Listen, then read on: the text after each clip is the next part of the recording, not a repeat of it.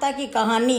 दो भाई हा, बड़ो भाई तो बहुत मेहनती हो और छोटो भाई आलसी हो। तो बड़ो भाई मेहनत कर दो तो वह खेती बाड़ी में खूब धन माल है तो, और छोटो भाई जो पूरा दिन सूतो रहतो और शाम पड़ती बड़ा भाई का खेत में जातो और मक्या तोड़न लातो और लान घरे लुगई ने कहतो कि ले मक्या खा, तू सेक जो मनी खवा आनंद हुई खा ले। तो वह कहती वाकी लुगई कि भाई मैं तो चोरी को माल न खाऊं थाना खाओ। भाभी का हो दशा माता को नियम, जो एक दिन मक्या तोड़वाने गयो और दशा माता जो डोकरी को वेश करन खेत में ने उबा हा और क्यों का भाई कर भाया तू मक्या का तोड़ रहे हो, जो कि तोड़ू को न गई थारो खेत गई मारा भाई को खेत है। तो डोगरी माँ बोलिया कि भाई अरे थार भाई को खेत है तो भी कही एक चोरी तो चोरी है वे कहे चोरी करबा मुँह कर्म बंद है। तो वासा तो वो वहाँ का दिमाग में इन्हें जन कही जो वादन मक्या न तोड़िया और घर आ गयो। घर आयो न वाकी लुगई पूछो कि कही आज मक्या न लाया कही, जो हाँ हाँ का मक्या न लेना आयो और खेत का महीना एक डोगरी ही जगह मैंने क्यों के कर पाया तू मक्या का तोड़े, जो मैं माने क्यों के तोड़ू को न गई थारो खेत मारा भाई को खेत है। जो वासा तो वह क्यों के तो भी चोरी तो चोरी है वे चोरी करबा मुँह कर्म बंद है, यदि वाह ई बात में मक्या न लेना आयो। दो ही जना मर गया और वाकी लुगई तो मारन एक सेठ का कन्या का रूप में जन्मी और वो जो वाका इस भाई का घर महीने गाय का बचड़ो जन्मियो और थोड़ा दिन बीतिया और बड़ो केल्डो बन गयो। केल्डो जो वाने रोज बड़द ने खेत में ले जावे और हाके पण वो वाका बन्ने मनु काम करे, जो वो पाछो बैठ जावे आको दिन होदा दे दिए माने उठाने पण वो हाके कोई ने बैठ जावे बेक्या पड़ जावे। यदि वासा तो एक दिन बेक्या पड़ेड़ो हो बटीनु जो सेठ की कन्या की शादी है रही तो बंदोली निकल रही तो वाह एकदम वाह बड़द का ऊपर ने नजर पड़ी और नजर पड़ते ही पहले क्यों कि भाई वो बड़द बेक्या पड़ रही है कहे तो वाका बड़े जान वाने जाति स्मृति ज्ञान है गयो। तो वाका कान महीने बात कहते ही पहले वो बड़द उठन चालवा लाग्यो। अब रोज हक तो वो बड़द जो ढबे टाट का मन में आई कि भाई ये बड़द के ओके ही है गयो के वह सेठ की कन्या का कान में कई बात की ऐसी जो आपा जान माने पूछा तो वह तो सासरे पर ही की सासरे की तो वो वह का बाने जान माने क्यों कि मारे आपकी बहू मो बात करनी कहाँ कसा कई बात करनी जो भी है जो माने के हो कर नहीं सका वहाँ नई नवेली दुल्हन है जो वहाँ की खोल भरनी जो कि मैंने वहाँ मिलाओ तो वहाँ घर का क्यों आपका खोल भरनी हो तो माने दे दो मेणा भर दे वहाँ जो नहीं सका नई नवेली दुल्हन की खोल दो मईस भेरू जो वहाँ बाहर ने बुलाई और वहाँ मुँह बात की दी।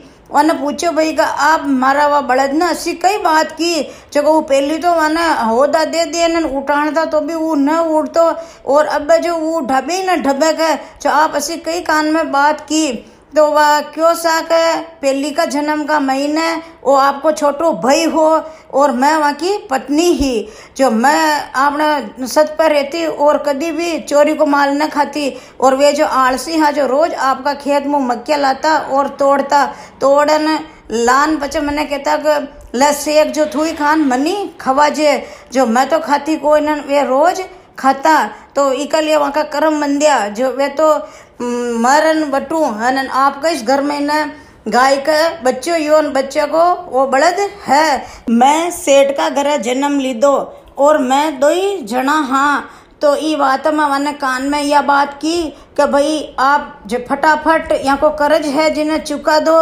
और ई झून मुँह मुक्त पाओ, जो ई बात है ये फटाफट काम करे।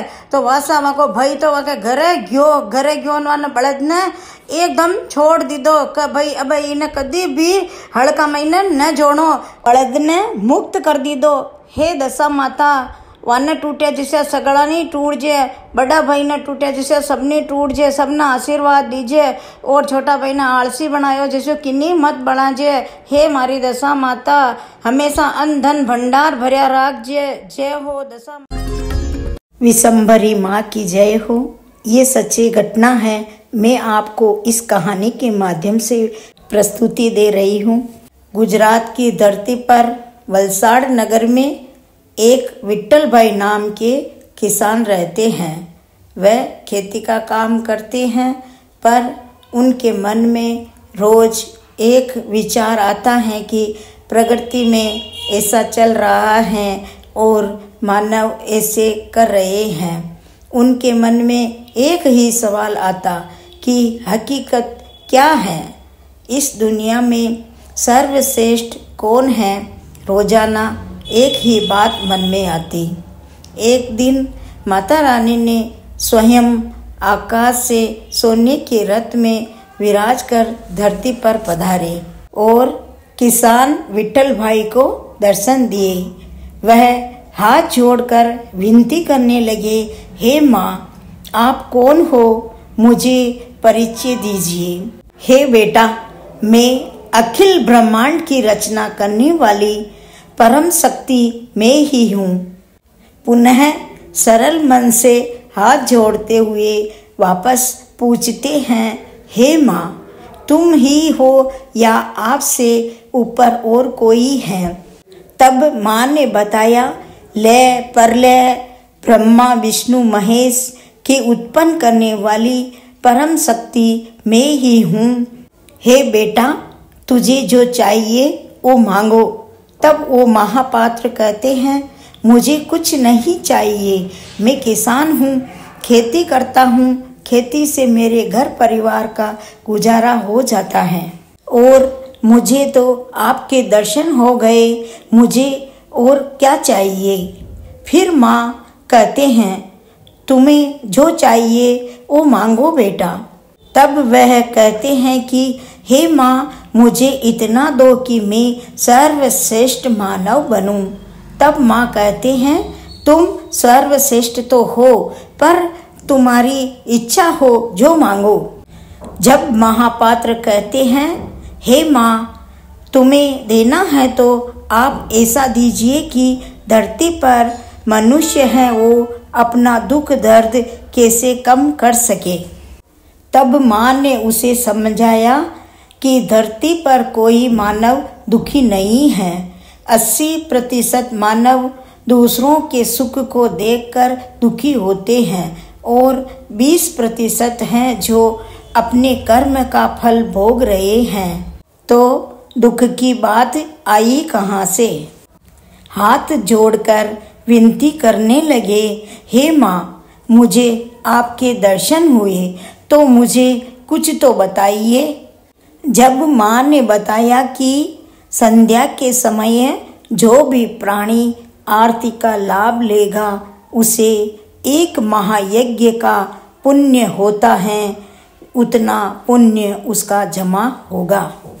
फिर से वो कहते हैं, हे माँ, आपका मुझे साक्षात दर्शन हुए, मैं मानव को कैसे बताऊंगा। तब माँ ने अपने मुख का फोटो उतार कर वहाँ पर छोड़ दिया। जब से विट्ठल भाई ने वहाँ पर बहुत बड़े मंदिर का निर्माण करवाया। मंदिर में सभी देवी देवताओं का सहयोग रहा। हे माँ, आपने उन मानव की रक्षा की जैसे हमारी भी रक्षा करना। हे माँ, हमें आपकी शरण में रखना। जय हो विशंभरी माँ की जय।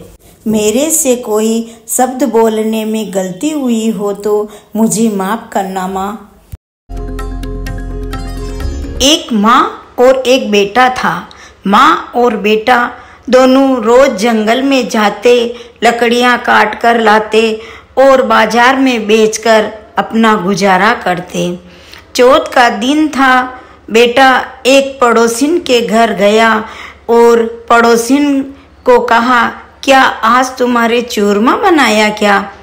पड़ोसिन बोली, हाँ, तेरी माँ तो रोज चूरमा बनाकर खाती हैं, हमने तो आज ही बनाया है। लड़का अपने घर गया और माँ से कहा, माँ, तुम रोज चूरमा बनाते हो और मैं कितनी मेहनत करके लकड़ियाँ लेके आता हूँ और तुम घर पे चूरमा बनाकर खाती हो। या तो तुम चूरमा बनाना छोड़ दो या मुझे छोड़ दो। माँ ने कहा, बेटा, मैं तुम्हें छोड़ दूंगी, लेकिन चौथ माता को मैं नहीं छोड़ सकती। एक गांव में ब्राह्मण और ब्राह्मणी रहता है। दो बेटा और दो बहुआ ही। खूब दिन बाद में दोनों के एक एक लड़को हुयो और चैत्र मास को महीने शीतला माता का दिन आया और सासू जी व दो बहुआ ने क्यों बीननिया आपा काले शीतला माता पूजवा ने चाला और काले ठंडो खावा। शीतला माता पूजवा ने सासू जी और बहुआ चलिया गया। पूजन वापस आया। सासू जी बहुआ ने क्यों कि भाई चलो आपा कहानियां सुना। कहानियां सुन माने जावा लाग्या तो बहुआ जो बच्चा रोबा को बहानो करन घरे आगी। घरे आई और बाटिया ने निकालन चूरमो बनानन खाली दो खानन पचे वे काम करवा लगी। सासू जी वापस आया। सासू जी क्यों कि भाई बहुआ चालो आपा रोटी झिमा तो वे बहानो बना और बात ने टाल दी। बात ने टाली थोड़ी देर भी न सासू जी क्यों कि भाई बहुआ अपना टाबरा न सूता न घनी देर रहेगी वने जगावो और कई खिला दो पिला दो। बहुआ बच्चा न लेबा न गी। देखा तो बच्चा तो मरियोड़ा पड़िया है। ओहो दो ही बहुआ मन में जान गई कि ये शीतला माता को प्रकोप हो गयो है। तो वे सासू जी ने सब बात बताई। सासू जी बहुआ ने खूब लड़िया कि निकल जाओ मारा घरों बहाने। यदि मारा बच्चा जीवता हेवे तो थे पाची घर में पग दीजो न तो मने मुंडो मती बताजो। तो बहुआ जो दो ही बच्चा ने टोपला महीने लेन माता पैन घरों बहाने निकल गई। जाती जाती एक जंगल में पड़ेगी। जंगल का महीने जो एक हेजड़ी का नीचे दो औरतां बैठी ही। दो ही औरतां ने बैठी देखन वाको तो मन यो का थोड़ी देर विश्राम करला। विश्राम करवा के लिए वाका पास में आई तो वाका तो बाल बिखरिया माता का महीने जुआ कलबल कर रही। तो वे दो ही दौर जेठानिया जो टोपला ने नीचे मेल वाका जुआ काटवा लग्या तो खूब सारी जुआ काट दीदी और वहाँ को मातो बाच्यो। तो वे दो ही बहना जो वने क्यों के ओहो थेना माँ का माता ने बाच्यो और जुआ काटी थेना माँ ने ठंडी की दी तो थाको पेटी ठंडो रेई। तो वे एकदम दो ही दौड़ जेठनिया बोली कि भाई माँ को पेट कटे ठंडो के। माँ का तो दो ही बालक है जो मरेड़ा है मेणा याने लेन अन जगह जगह भटक रहा। हाँ पण माने शीतला माता का दर्शन नहीं या अबे माने शीतला माता कटे मिली। अत्रो सुनते ही पहली वाने गुस्सा आयो और वे क्यों के ते तो पापिनी हो थे दुष्टी हो थे शीतला अष्टमी का दनी गरम गरम बनान खादो ई बात थे यो फल भुगतरिया हो। वे दो ही जणिया समझ गई कि ओहो ये तो शीतला माता है। दो ही दौड़ जेठनिया झट शीतला माता के पैरा में पड़ी और माफी मांगी विनती की दी। हे माते मैं तो कोई न जाना मैं भोली भाली हाँ और मैं अनजान का महीने गरम बनान खाली दो कि भाई ठंडो खावा तो बच्चा को पेट दू की ई बात ये माते श्री आप माने माफ करो और यह बच्चा ने सर जीवित करो। वे दो ही रोबा लगी गिड़गिड़ाबा लगी तो शीतला माता ने दया का भाव आ गया और बच्चा का ऊपर ठंडो छाटो दीदो देते ही पहली बच्चा उठन बेटा वे गया।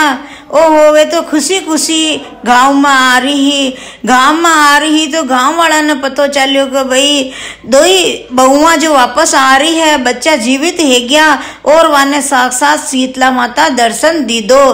तो गांव वाला इकट्ठा है ढोल ढमका ले और बच्चा को वहाँ की माँ को स्वागत की दो। वे आरामो गांव में आया और वे क्यों कि भाई अपना गांव में ने शीतला माता को मंदिर बनावा। तो सब गांव वाला मिल दो ही बहुआ और वहाँ का सासू ससुरा सब मिलन आरामो एक शीतला माता को मंदिर बनायो उद्यापन की दो और आरामो रेबा लाग्या।